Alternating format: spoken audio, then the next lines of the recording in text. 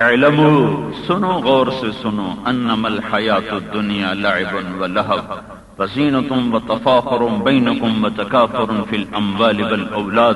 یہ دنیا کھیل تماشا ہے، کبھی یہ ہارا کبھی وہ ہارا، کبھی یہ جیتا کبھی وہ جیتا.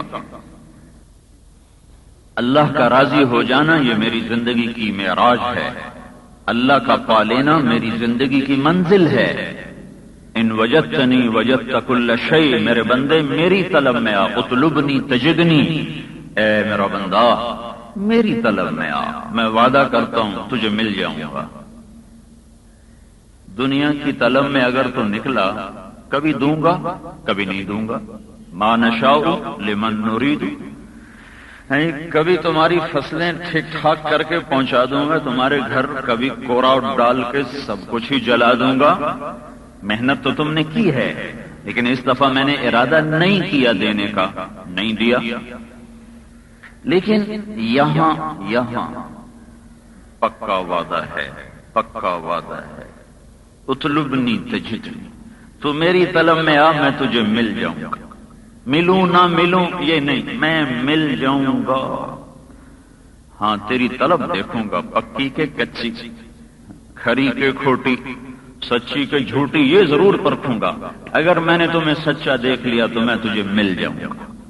اور اگر میں ملا تو کیا ہوگا؟ فَإِن وَجَدْتَنِي وَجَدْتَ كُلَّ شَيْءٍ وَإِن فُتَّنِي فَاتَكَ كُلُّ شَيْءٍ وَأَنَا خَيْرٌ لَكَ مِنْ كُلِّ شَيْءٍ. اگر میں ملا تو تجھے سب کچھ ملا، اور اگر میں نہ ملا تو تجھے کچھ بھی نہ ملا. تیری عزت بھی پھر ذلت ہے، اور تیری شہرت بھی پھر گمنامی ہے، تیری بڑائی بھی چھوٹائی ہے، اور تیری اونچائی بھی پستی ہے، بلندیاں بھی پستی، گمنامی بھی گمنامی، اور شہرت بھی گمنامی. پھر ہر چیز تیرے لیے وہ ناکامی ہی ناکامی ہے. تو قیامت کے دن خالی ہاتھ اپنے رب کے سامنے آیا ہوا ہوگا. لہذا کیا کر؟ اطلبنی تجدنی، آجا میں تیرے انتظار میں ہوں. ففروا الی اللہ، کیا خوبصورت بات میرا اللہ کہتا ہے. اے میرے بندو، دوڑو اپنے اللہ کی طرف. ففروا الی اللہ، دوڑو اپنے اللہ کی طرف. یہ وہ دوڑ ہے جو تم میں محبتیں پیدا کر دے گی. اگر تم نے جائیدادوں کی دوڑ لگائی تو ایک دوسرے کی گردنیں کاٹنا شروع کر دو گے، ایک دوسرے کے خون کے پیاسے ہو جاؤ گے. تم نے عہدوں کی دوڑ لگائی تو باپ بیٹے کا دشمن ہو جائے گا. ہارون رشید اپنے بیٹے سے کہنے لگا، بیٹا یاد رکھنا الملک عقیم، بادشاہ بے اولاد ہوتے ہیں.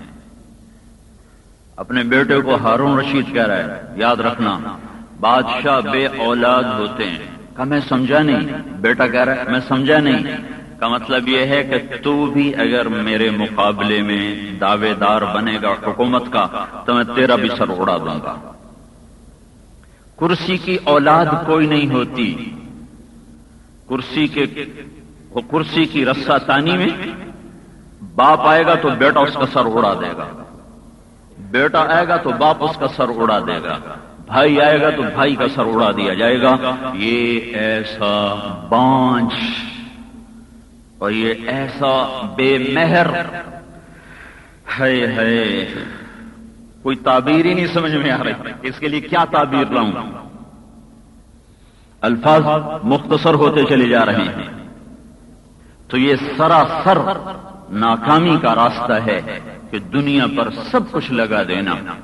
ضرورت کے لیے ضرور ساتھ لو، انکار نہیں ہے. قاد الفقر ان یکون کفرا، فقر آدمی کو کفر تک پہنچا دیتا ہے، لیکن دوڑ بھی نہ لگاؤ. ففروا الی اللہ، دوڑنا ہے تو اللہ کی طرف دوڑو جو تمہیں مل جائے گا. اگر دنیا کی دوڑ لگائی تو کہاں جا پہنچو گے؟ قبر کے تاریک کوٹھے میں. ہر بلندی کی آخری انتہا قبر کا کوٹھا ہے. اور راوی کے کنارے ایک ٹوٹا سا مکان ہے، دن کو بھی جہاں شب کی سیاہی کا سما ہے. کہتے ہیں یہ آرام گہے نور جہاں ہے، جہاں ڈنکے بجتے تھے جس کے نام کے نور جہاں. دن میں بھی کوئی روشنی کا سامان نہیں ہے.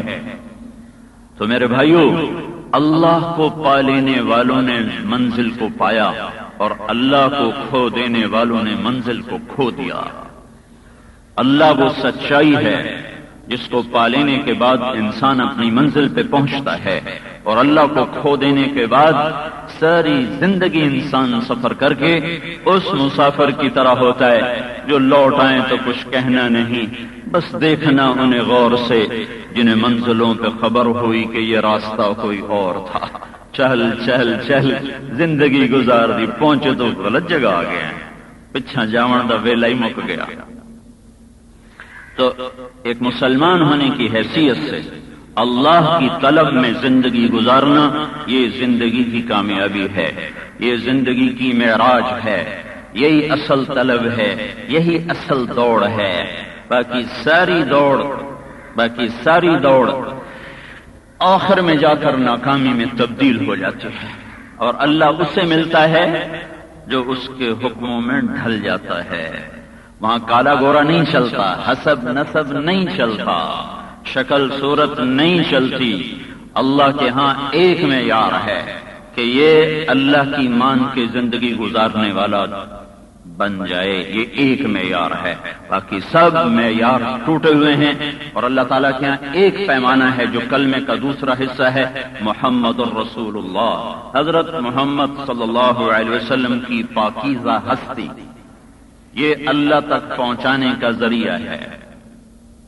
سلمان فارسی ہے، عرب بھی نہیں ہے، اہل بیت میں داخل ہو گیا، سلمان منا اہل البیت۔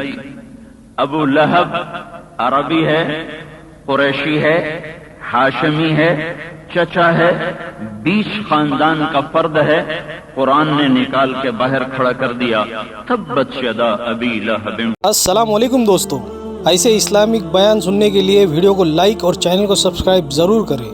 جزاک اللہ۔